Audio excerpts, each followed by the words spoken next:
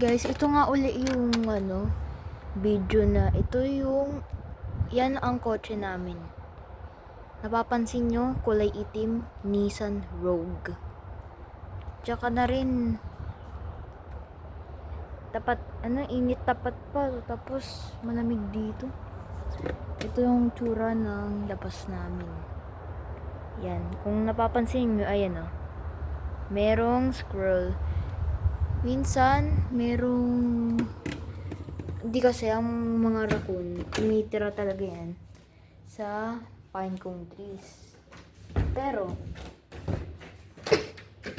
dito sa bakod namin, kung napapansin nyo guys,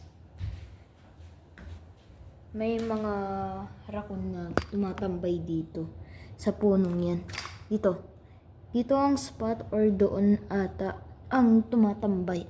Dito sa may doon sila ata galing o yung yan o yung kapila doon. Ito nga guys. Itong first vlog ko dito. Talaga second to kasi dati. Ito, pakita ko sa inyo. Ito. Yan ang basement namin.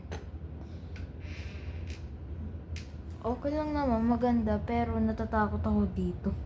Baka merong sumulpot sa akin na multo. Dyan lang naman yan. Papansin lang mga boxes, mga gamit namin dyan. Tsaka na rin, yan, ang bahay. Sobrang malamig dito sa JPLM base. Yan. Ay, lamig talaga. Galing Pilipinas, first time sa US.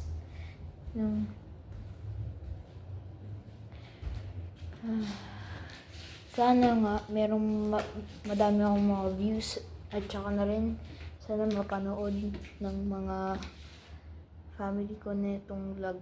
Sige, sa susunod na lang. Goodbye.